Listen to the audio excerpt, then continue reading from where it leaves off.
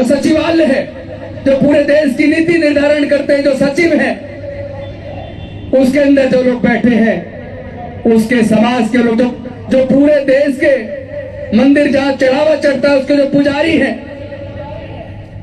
उन पुजारियों के बच्चे तो जेल में नहीं है। इस देश के ब्यूरोक्रेट्स के बच्चे तो जेल में नहीं है। इस देश के नेताओं के बच्चे तो जेल में नहीं है। जेल के अंदर, दंगों के अंदर जितने लोग गए, 95% लोग इसी बहुजन समाज के, इसी वंचित समाज के, दलित, पिछड़े, आदिवासी वर्ग के लोग जेल गए। वो जेल क्यों गए? किसने उन्हें दंगों में शामिल होने के लिए उकसाया? किसने उनका ब्रेन वॉश किया? जितने धार्मिक जुलूस निकलते हैं जिसमें उन्माद पैदा किया जाता है, उन जुलूसों के अंदर जो नंगी तलवारें लहराते हैं, क्या उसमें कोई पुजारियों के बच्चे जाते हैं? क्या उसमें कोई ब्यूरोक्रेट्स के बच्चे जाते हैं? क्या उसमें कोई जजों के बच्चे जाते हैं? क्या उसमें कोई नेताओं के बच्चे जाते हैं? क्या उसमें कोई अफसरों के बच्चे जाते हैं? जिन्होंने पूरे देश के संसाधनों पे कब्जा किया हुए, जो पूरे देश के सत्ता पे काबिज हैं, जब उनके बच्चे धार्मिक जुलूसों के अंदर जाकर भीड़ नहीं बढ़ाते, तो हमारे वंचित समाज के लोग उनकी भीड़ क्यों बढ़ा रहे हैं? उनकी संस्थाओं को, चाहे वो बजरंग दल हो, चाहे वो आरएसएस हो, चाहे विश्व हिंदू परिषद हो, अगर आप देखोगे तो वो 12% लोग जो उसके मालिक ऊपर बैठे हैं, उनके बच्चे उन संस्थाओं में नहीं जाते। उन संस्थाओं को चलाने का, ताकत देने का ईंधन के रूप में अगर कोई काम करता है तो इस बहुजन समाज के लोग करते हैं। लड़ाई एकदम साफ है। हमारा दुश्मन वो मनोवादी नहीं है, बल्कि हमारा दुश्मन जो अज्ञानता, अपनी बेवकूफी की वजह से, जो दलित, पिछड़े, आदिवासियों के बीच में मनोवाद पैदा हो गया, जो हम आपस में रोटी बेटी का रिश्ता नहीं करते, हम आपस में जाति भेद करते हैं, हम अपने बच्चों पर ध्यान नहीं देते, हमारे बच्चे मनोवादियों के संस्थाओं में जाकर उनकी मनोवादियों की संस्थाओं को, बजरंग दल, विश्व हिंदू परिषद, आरएसएस को ताकत देने का काम करते हैं। उनके चुनाव में जमीन पे जो काम करते, मेहनत करते, इस वंचित समाज के लोग करते हैं। ये जो कावड़ यात्रा निकलती है, कावड़ लेने जाते हैं, उसका कभी सर्वे कर लेना। उसके अंदर 98% लोग दलित, पिछड़े, आदिवासी वर्ग के बच्चे जाते हैं। जब व्यापारियों के बच्चे कावड़ लेने नहीं जाते, जब इन पुजारियों के बच्चे कावड़ लेने नहीं जाते, जब नेताओं के बच्चे कावड़ लेने नहीं जाते, जब अधिकारियों के बच्चे कावड़ लेने नहीं जाते, जब सारे संसाधनों को बैठे हुए लोगों के बच्चे कावड़ लेने नहीं जाते, तो फिर दलितों, पिछड़ों, आदिवासियों के बच्चे अपनी पढ़ाई छोड़कर, अपनी नौकरी छोड़कर, अपना 15 दिन खराब करके, अपने हजारों रुपए बर्बाद करके कावड़ लेने क्यों जाते हैं? दोषी कौन है? मैं समझता हूं जो बहुजन समाज के पढ़े लिखे समझदार लोग हैं, जो मिशन को समझते हैं, जो समाज के दुख दर्द को समझते हैं, उन्हें दूसरों को कोसने की बजाय ये जिम्मेदारी खुद लेनी होगी। हमें गांव गांव जाकर अपने दलित, पिछड़े, आदिवासी भाइयों को, जिनका खून एक है, उन्हीं मनोवादी लोगों ने हमें जातियों में बांटा, उन्होंने हमें वर्ण में बांटा और वही हमारा शोषण कर रहे हैं। तो वो सफल इसलिए हो रहे हैं क्योंकि वो दिमाग का इस्तेमाल कर रहे हैं। हम असफल इसलिए हो रहे हैं कि हम भावनाओं का इस्तेमाल करते हैं, हम दिल से चलते हैं, ईमानदारी से चलते हैं। जो वफादार हैं वो धोखेबाज हैं, वो चालाक हैं, वो हमारी भावनाओं से खेलते हैं, हमारे घरों में जाकर हमारा ब्रेन वॉश करते हैं। वो कहते हैं कि तुम्हें धर्म की रक्षा करनी है। जो धर्म हमें इंसान ही नहीं मानता, जो धर्म हमें अपमानित करता है, जिस धर्म के लोग हमें काम के बदले में पैसे मांगने पे हमारी पीठ लाल कर देते हैं, पीट पीट कर, जैसा मोरबी की घटना सामने आई, जो लोग हमारे मुंह पर पेशाब करते हैं, जो लोग हमारी बहन बेटियों की इज्जत लूटते हैं, जो घोड़ी पे बारात निकालने पे हमारी बारात पे हमला करते हैं, जो मूंछ रखने पर हमारे युवाओं की हत्या कर देते हैं, जो खड़ा चूलने पर हमारे बच्चों की हत्या कर देते हैं, जो आए दिन हमारी बहन बेटियों की इज्जत लूट कर नंगा करके उनको परेड निकालते हैं, जो लोग पूरे देश में दंगों के लिए जिम्मेदार हैं, हम लोग उन्हें कोसने की बजाय अपने समाज को ये बात समझाने के लिए तैयार कर दें कि हमें किसी भी सूरत में किसी मनुवादी व्यवस्था के साथ नहीं जाना है। हमें धर्म को बचाने का ठेका, और वो भी उस धर्म को बचाने का जिसमें हमें नीच बनाया, गुलाम बनाया, गरीब बनाया, मजदूर बनाया, ऐसे धर्म को बचाने का ठेका लेने की जरूरत हमारे युवाओं को नहीं है, हमारे बच्चों को नहीं है। हमारे बच्चों को स्कूल में जाना है, कॉलेज में जाना है, संविधान को पढ़ना है, पढ़ाई को एक हथियार के तौर पे अपने भविष्य का निर्माण करने के लिए लगाना है। अगर हम अपने बच्चों को इस अंधविश्वास पाखंडवाद से दूर निकालकर, इस गुलामी की जातिवादी व्यवस्था से बाहर निकालकर, अगर उनको केवल इतना एहसास करा दे कि हमारे पूर्वज बौद्ध थे, हम बौद्ध संस्कृति के मालिक हैं। भारत के अंदर लगभग 2200 गुफाएं हैं, 2000 से ज्यादा गुफाओं में केवल बुद्ध के अवशेष हैं, केवल बुद्ध की विचारधारा है। पूरे सेंट्रल एशिया में कहीं भी खुदाई कर लो,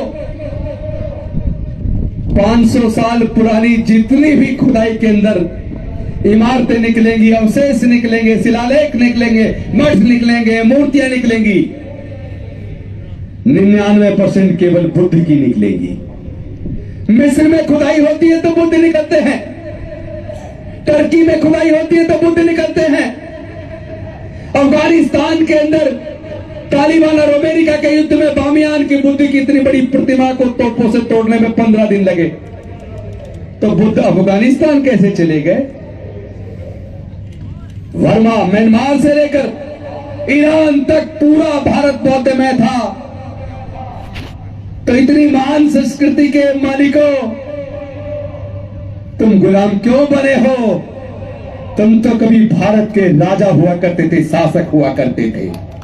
अपनी शक्ति को पहचानो मेरे साथियों, अपने इतिहास को जानो। हमारी सामाजिक व्यवस्था गुलामी की व्यवस्था नहीं थी।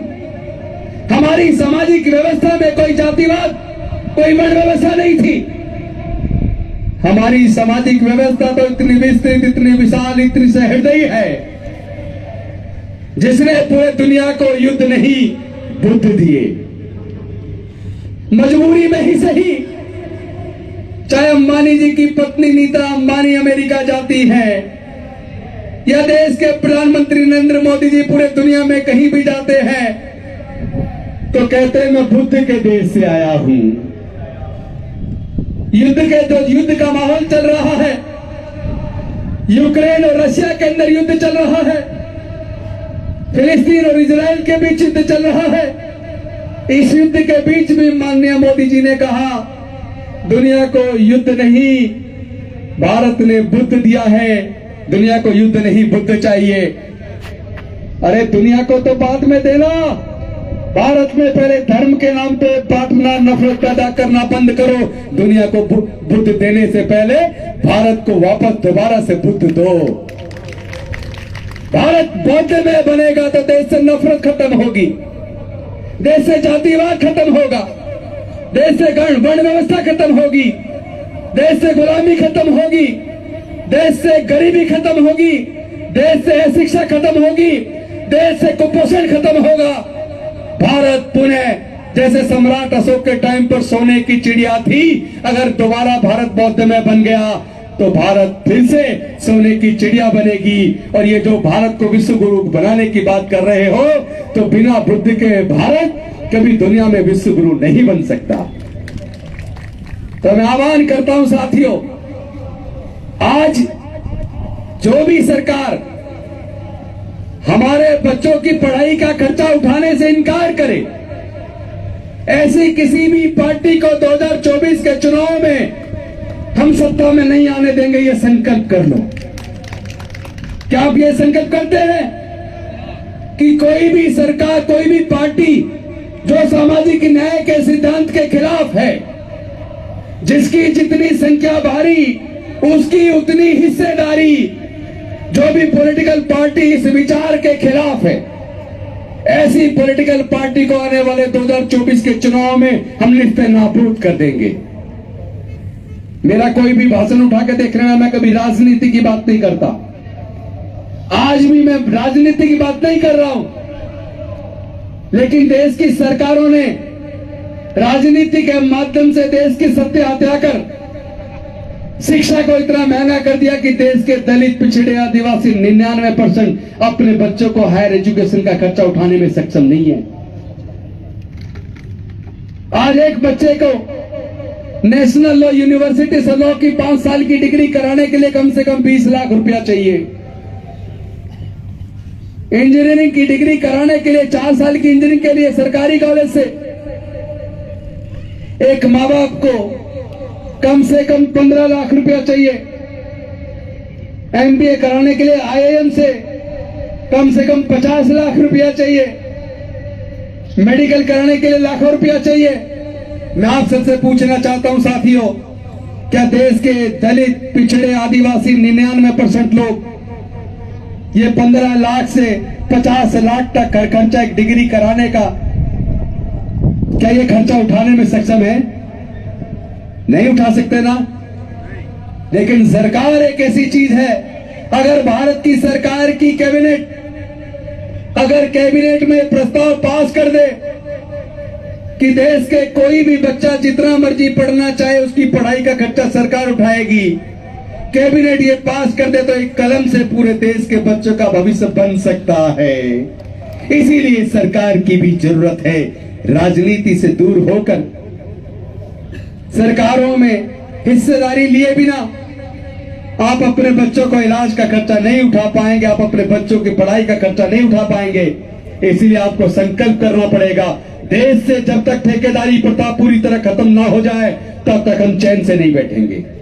देश से जब तक जातिवाद पूरी तरह खत्म ना हो जाए तब तक हम चैन से नहीं बैठेंगे। देश से जब तक पाखंडवाद, अंधविश्वास पूरी तरह खत्म ना हो जाए तब तक हम चैन से नहीं बैठेंगे। देश से जब तक कुपोषण पूरी तरह खत्म ना हो जाए तब तक हम चैन से नहीं बैठेंगे। देश के अंदर जाति की वजह से होने वाला आए दिन जो उत्पीड़न और अत्याचार हमारे बच्चों के साथ होता है, जब तक वो खत्म ना हो जाए हम चैन से नहीं बैठेंगे। जब तक हमारी बहनी बेटियों की इज्जत पूरी तरह सुरक्षित ना हो जाए तब तक हम चैन से नहीं बैठेंगे। जब तक भारत के संविधान को पूरी निष्ठा के साथ, लेटर और स्पिरिट के साथ जब तक पूरी तरह लागू ना कर दिया जाए तब तक हम चैन से नहीं बैठेंगे। क्या आप ये संपर्क लेते हैं, ये संकल्प करते हैं? आवाज थोड़ी बुलंद होनी चाहिए। क्या आप ये संकल्प करते हैं? अगर आप तैयार हैं तो मैं आपसे वादा करता हूं साथियों, कुछ लोग हैं जो कहते हैं हमने काली सेना बनाई, हम युद्ध का ऐलान करेंगे, हम बौद्धों को, हम ईसाइयों को, हम मुसलमानों को इस भारत की धरती पर रहने नहीं देंगे। तो आज संकल्प कर रहा हूं, मैं आपको बता रहा हूं, जो लोग इस तरह की धमकी दे रहे हैं उनको इस धरती पे हम नहीं रहने देंगे। हम बुद्ध को मानते, हिंसा में भरोसा नहीं करते, लेकिन कोई हमारे बच्चों को मारेगा तो हम चुप भी नहीं बैठ सकते। ऐसे लोगों को हम निस्तानाबूद कर देंगे। हम तो बुद्ध को मानने वाले हैं, शांति प्रिय लोग हैं, प्यार फैलाते हैं, करुणा से भरे हुए हैं। हम प्यार फैलाएंगे। हम देखना चाहते हैं तुम्हारे अंदर कितनी नफरत है। हमें पूरा भरोसा, हम अपने प्यार से तुम्हारी नफरत को भी खत्म कर देंगे। और अगर प्यार से न कर पाए तो 12% लोग 88% लोगों का सामना करने में सक्षम नहीं है, ये ध्यान रखना। आज मुझे खुशी है, एक बात की बहुत ज्यादा खुशी है, इस सभा में हमारे कुछ साथियों ने रात दिन मेहनत की, बहुत जबरदस्त मेहनत की, लेकिन रात से जो बारिश शुरू हुई उस बारिश ने हमारे अरमानों पे पानी तो फेर दिया, लेकिन हमारी भावनाएं और हमारा जो विचार है उस विचार में किसी प्रकार की कमजोरी हम आने नहीं देंगे। संख्या से कभी कोई युद्ध नहीं जीत सकता। युद्ध हमेशा बुद्धि से, और एक अच्छी योजना से जीते जाते हैं। तो यहां जितने लोग बैठे हैं वो बुद्धि वाले लोग हैं, वो बुद्ध को मानने वाले लोग हैं, वो समर्पित लोग हैं।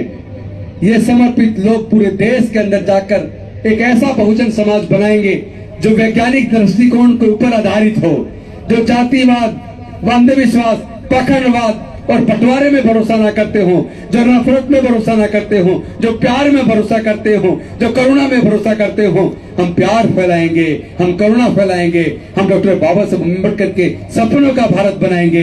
इन्हीं शब्दों के साथ मैं अपनी वाणी को विराम देता हूँ। बहुत बहुत धन्यवाद। जय जय जय जय जय भीम, जय जय जय जय जय भीम, जय जय जय जय जय भीम। नमो बुद्धाय। जय भीम, जय भारत।